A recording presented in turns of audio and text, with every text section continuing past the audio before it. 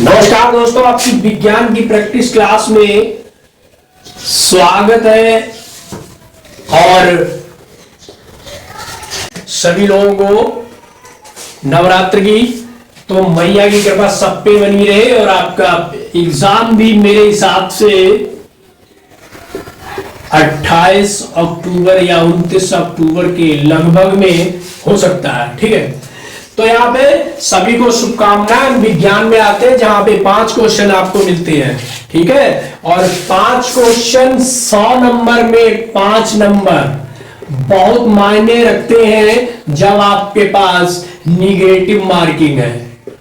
ठीक है, चलिए तो हम यहाँ पे 5 के 5 पूरे नंबर आपको दिलाएंगे। तो पहला क्वेश्चन है, सब्जी के लिए काम में आने वाले पौधों के अध्ययन को क्या कहते हैं? बहुत अच्छी बात है। जो सब्जी के लिए काम आता है उन पौधों के अध्ययन को क्या कहते हैं? तो पहले क्वेश्चन अध्ययन को कहते हैं ओलीकल्चर। क्या कहते हैं? ओलीकल्चर। सब्जियों के लिए, जो सब्जियों के लिए अध्ययन किया जाता है उसे बोलते हैं ओलीकल्चर। ठीक, पहले क्वेश्चन का आंसर रहा आपका। ठीक, अब दूसरा कह रहा है ओलीकल्चर होता है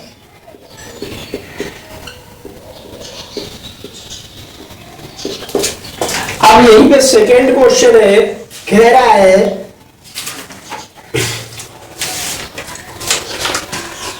मशरूम क्या है? दोस्तों, मशरूम की बात कह रहे हैं। मशरूम का नाम सुना होगा, जिसे हम कुकरमुत्ता भी बोलते हैं।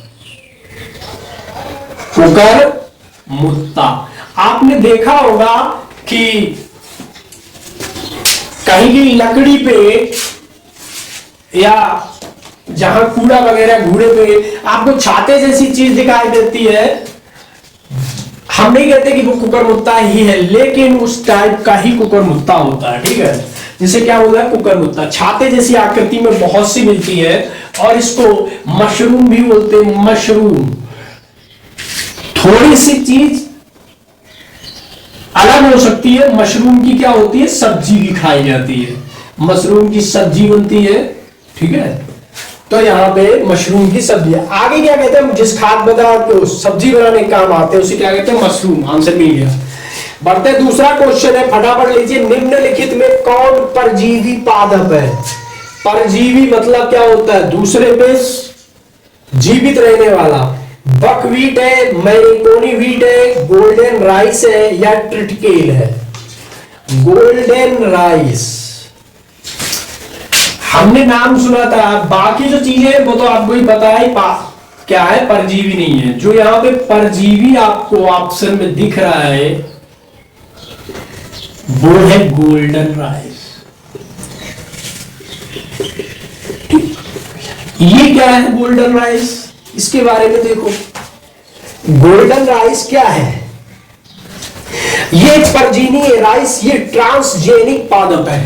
कैसा है? ट्रांसजेनिक पादप।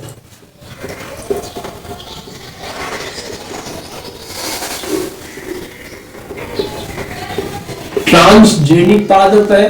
ठीक है, और ये परजीवी है। ठीक, और इसके बारे में अगर बात की जाए,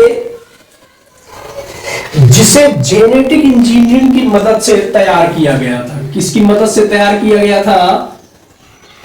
जेनेटिक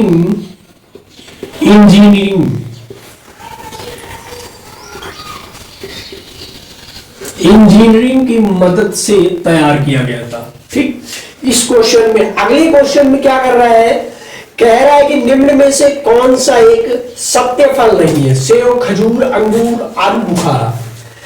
तो सत्य फल होता क्या है, पहले ये समझ लो। सत्य फल या असत्य फल। तो सत्य फल के बारे में देखें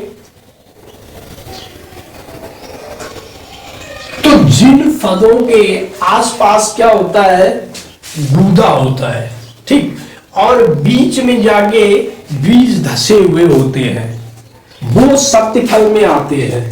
जैसे सेब की बात करें, या आपको बायोलॉजी में अगर बताएं तो जो अंडाशय के अलावा कुछ भाग भी शामिल होता है उसके आसपास। हम ये इस तरह से मान लो हमने ये सेब बनाया है, तो उसके अंदर से जो इस तरह से यहाँ पे इस तरह से सेब के दो टुकड़े, तो बीज में यहाँ पे क्या होता है दोस्तों, यहाँ पे सेब में बीज होते हैं, ठीक, और बाकी ये सब गूदा होता है। तो इस टाइप में जो फल आएंगे वो आपके सत्य फल कहे जाएंगे। इस बात को समझ लो, ठीक। और बायोलॉजी कहती है कि जब फल के निर्माण में अंडाशय के अलावा कुछ भाग भी शामिल हो तो ऐसे फल को असत्य फल कहते हैं। सेब, आलू बुखारा आदि, ठीक है। चलिए अगला क्वेश्चन कह रहा है कि जैव विविधता सबसे महत्वपूर्ण पहलू है किसका, भोजन का, औषधि का, या औद्योगिक उपयोग का, या पारिस्थितिक निर्वहन का। तो जैव विविधता सबसे महत्वपूर्ण पहलू है। जो जैव विविधता होता क्या, जैव विविधता मतलब होता है उसके अंतर्गत बहुत सी चीजें आती है। आनुवांशिकता या आनुवांशिक, वातावरण, ठीक है।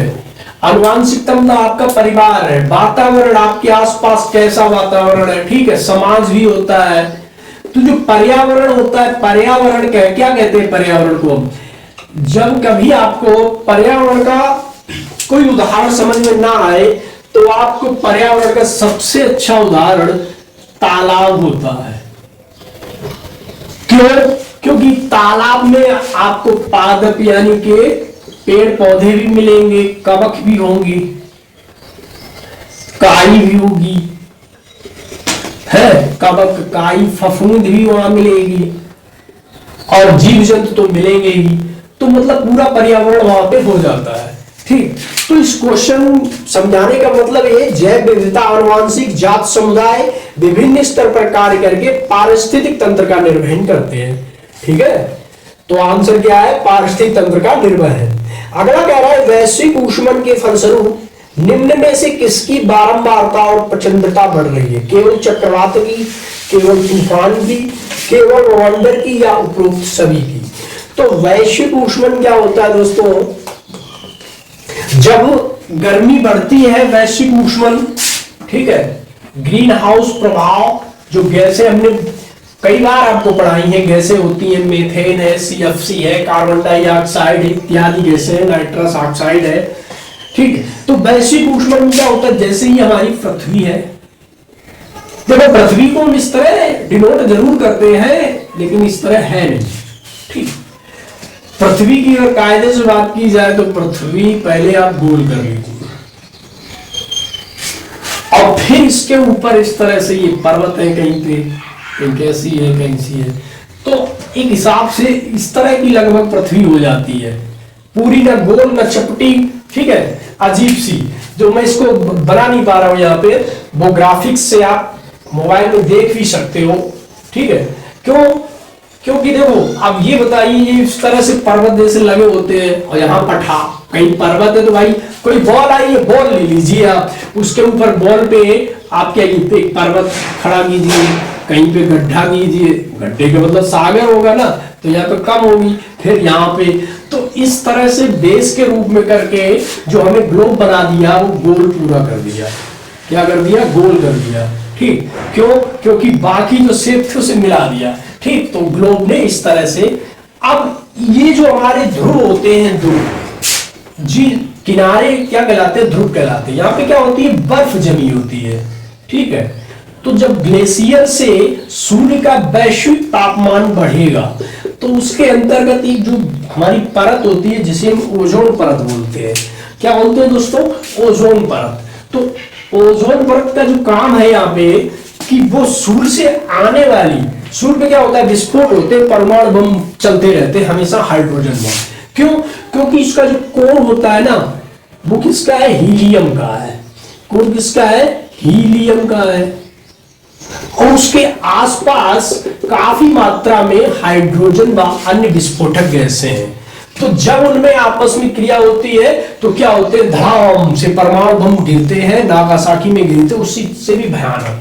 ठीक, तो यहाँ पे हमेशा आग लगी रहती है, विस्फोट होते हैं, तो उससे रेडियो की किरणें निकलती हैं। तो जो ओजोन परत हमारी ऑक्सीजन ये होती है, क्या करती है? रेडियो एक्टिव किरणों को रोक देती है। तो वहां से छन के जो प्रकाश आता है हमारी पृथ्वी पे आता है। और वैश्विक ऊष्मन होगा तो क्या होता है? जैसे हम लोग एसी चलाते हैं, एयर कंडीशन चलाते हैं, जिससे क्या निकलती है? सीएफसी गैस निकलती है। तो ये जो सीएफसी गैस है दोस्तों, सबसे ज्यादा खतरनाक होती है इस ओजोन परत को। ये क्या करती है? ओजोन परत को कमजोर कर दी है। ठीक, तो इससे क्या होगा? ओजोन परत में छिद्र हो जाएंगे या फट जाएगी। तो जो गर्मी है सीधी आएगी, यानी टेम्परेचर बढ़ेगा। अभी हमारा टेम्परेचर यूपी में 45+49 यहां तक चला जाता है। राजस्थान वगैरह में तो 50 भी हो जाता होगा, ठीक है, कभी। लेकिन तब टेम्परेचर क्या होगा? जहां राजस्थान में 50 होता है तो वहां 70-80 पहुंचेगा। तो ये जो जमी हुई बर्फ है ध्रुवों पे, तो ये पिघलेगी। और जब ये बर्फ पिघलेगी तो जो हमारे सागर है, पानी कहां जाएगा? हमें नदियों से जो पानी मिलता है, नदियां आती हैं, बर्फ का ही पानी आता है। तो वो बर्फ का पानी जब क्या सागर में पहुंचेगा तो बर्फ पिघलेगी। बहुत सा ऐसा अर्कांटिका में आप जाइएगा तो आप देखेंगे कि सारी बर्फ ही बर्फ है, बहुत ज्यादा बर्फ है। तो ये बर्फ पिघल की समुद्र का स्तर बढ़ाएगी। जब जल स्तर भी बढ़ेगा और ऊपर से गर्मी भी बढ़ेगी और रेडियो एक्टिव किरणें भी निकलेंगी, तो क्या होगा? वैश्विक ऊष्मन से हमारी पृथ्वी का टेम्परेचर बढ़ जाएगा। बर्फ पिघलने से क्या होगा? तटीय इलाके बढ़ेंगे, बाढ़ आएगी, ठीक है, या वर्षा होगी, भूस्खलन होगा। बर्फ पिघलेगी, पहाड़ पूरा, मान लीजिए पूरा बर्फ का पहाड़ है, ठीक है, और वैश्विक टेम्परेचर बढ़ा तो मान लीजिए नीचे से कहीं से पिघलना शुरू हुआ और बड़ाम से अगर ऊपर गिरेगा तो आपको तो याद है ना केदारनाथ उत्तराखंड में जो तो त्रासदी हुई थी, क्या हुआ था? पूरी झील फट गई थी एकदम से, है। अब मान लीजिए उसी में बड़ा सा एकदम पर्वत गिरे आगे किसी झील में ऊपर से, तो क्या होगा? अचानक बाढ़ आएगी, फिर तो संभलने का भी मौका नहीं। तो इस तरह से पूरी पृथ्वी खतरा है। इसीलिए हमें क्या करना चाहिए? पेड़ पौधों को ज्यादा से ज्यादा लगाना चाहिए, ठीक है। पेड़ पौधे क्या करते हैं? ये ऑक्सीजन निकालते हैं जो ठंडी होती है, ठंडी भी होती है, ठीक है। कार्बन डाइऑक्साइड CO2 को उत्सर्जित करते हैं पेड़ पौधे, किसको? O2 निकाल के, ठीक है। CO2 बढ़ेगा तो वैश्विक ऊष्मन बढ़ेगा, ठीक है। चलिए, काफी लंबा हो गया, इसमें बढ़ते हैं अगले क्वेश्चन की तरफ। अगला हमारा कह रहा है कि ओजोन परत संरक्षण दिवस कब मनाया जाता है? तो दोस्तों बता दें आपको, 16 सितंबर को मनाया जाता है, ठीक है। क्वेश्चन हमारा था, एक बार फिर सोच लीजिए कि क्या है। ओजोन परत संरक्षण दिवस हमने क्या 16 सितंबर को ओजोन की बात कर रहे थे क्वेश्चन, इसीलिए 16 सितंबर को ओजोन परत संरक्षण दिवस के रूप में मनाया जाता है, ठीक। यहीं पे बढ़ते हैं अगले क्वेश्चन की तरफ। तो अगला क्वेश्चन हमारा कह रहा है भाई, विटामिन के बारे में निम्न में से कौन सा कथन सही नहीं है और कौन सा कथन सही है? तो दोस्तों बात कर रहे हैं यहां पे, कुछ विटामिन आंतरिक सूक्ष्मजीवों द्वारा संश्लेषित किए जा सकते हैं। कुछ विटामिन हार्मोन की तरह काम करते हैं। कुछ विटामिन शरीर में जमा होते हैं। विटामिन के जल में घुलनशील विटामिन है। तो इसमें गलत पूछ रहा है कि कौन सा सत्य नहीं है। तो डी पार्ट आपका सत्य नहीं है कि विटामिन के घुलनशील विटामिन नहीं है, ठीक है। तो यहां पे जो विटामिन है आपकी A, D,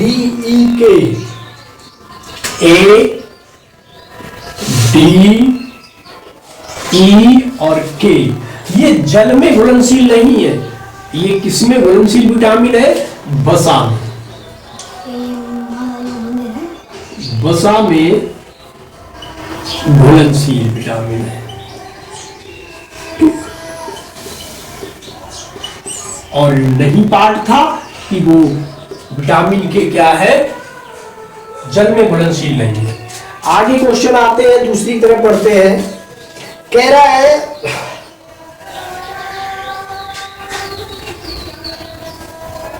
विश्व रेडियो दिवस कब मनाया जाता है? तो दोस्तों बात करें आपको, विश्व रेडियो दिवस 13 फरवरी को मनाया जाता है। 13 फरवरी को मनाया जाता है क्या? विश्व रेडियो दिवस। क्या मनाया जाता है? 13 फरवरी को विश्व रेडियो दिवस मनाया जाता है।